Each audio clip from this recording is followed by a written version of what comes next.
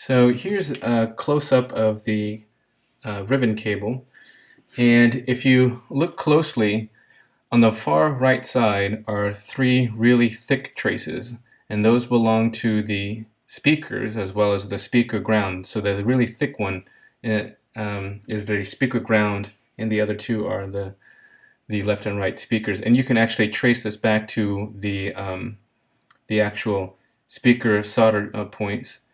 And then starting from the right toward the left, the next two traces, so next to the set of three dark bands that you see there, the next two are the LCD A2 and LCD C2. So those are the 5 traces that you're going to need.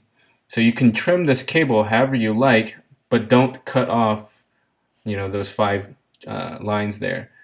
You do want it relatively thin though, and I'll show you what mine looks like after I trimmed it in a second.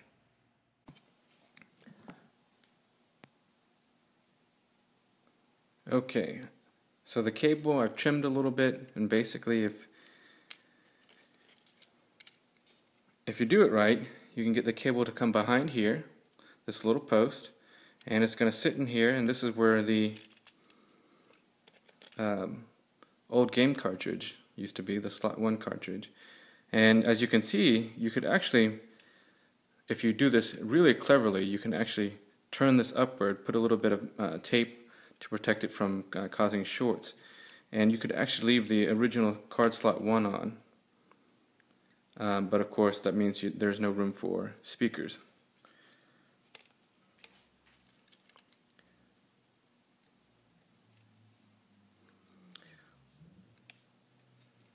And let me just show you the other side. So I actually tilted it down a little bit there. Okay, and this again is just so that we can get the bin to come just right.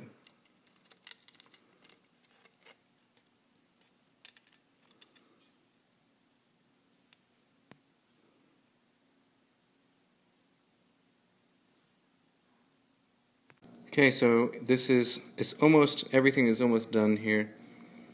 I decided to put the Wi-Fi that I pulled out of the screen, wrap the wires here, and then finally connect it to there.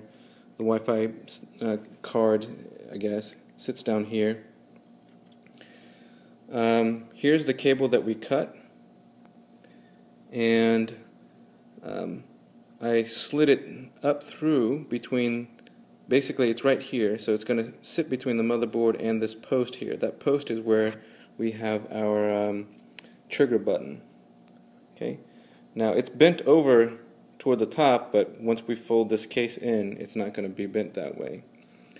And here's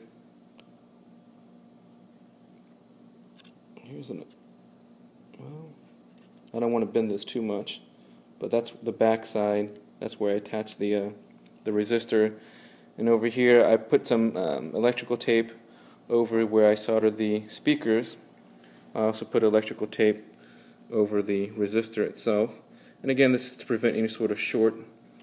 Over here what I've done with the case is I removed this, and this used to be a bar that goes all the way across here, and that bar sits actually right here. So I removed that to make room for the Wi-Fi. I also cut this in such a way that they actually act as, a security bar, so to speak, so that the speaker over here doesn't get moved around too much.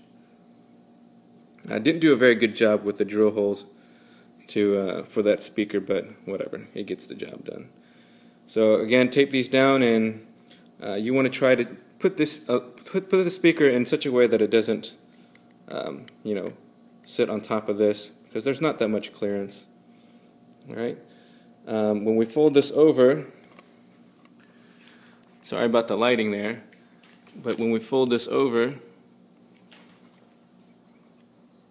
okay, everything's going to sit flat, and we will have more than enough clearance.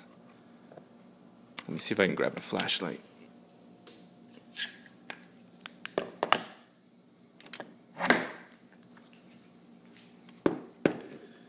There we go.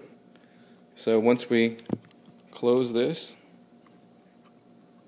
that cable there will lie flat and we won't have any issues. Okay, so when you close this, let me turn off my flashlight.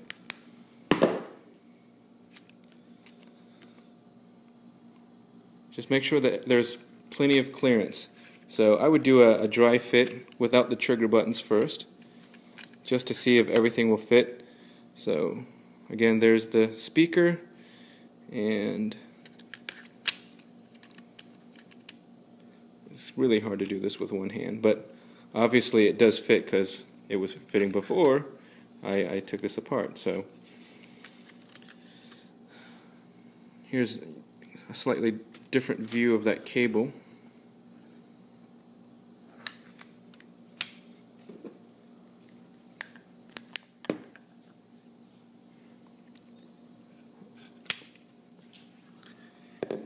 Here we go.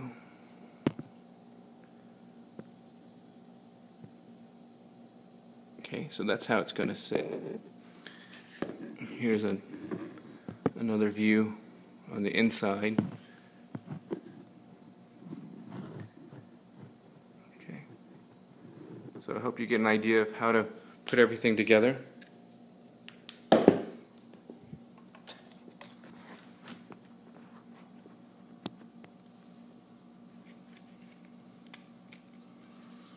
Okay, everything should be nice and flush, right? Now this is not flush, obviously, but that's because I don't have any of the screws, and I'm not putting any pressure on this. I'm just basically, putting enough pressure to sort of represent how much the screws would pull these two together. So it should lay completely flush. Otherwise, you've done something wrong. And that's the beauty of having a working cable, is because you don't actually have to worry about too much soldering, and everything will fit into place just right. So I'll close this back up, and for those of you who would like to see a video for how to do this without that nice cable, just give me a couple more days and I'll put together a video for that. Okay, I'm not going to go over closing this. You can find other videos online on how to close up your DS Lite.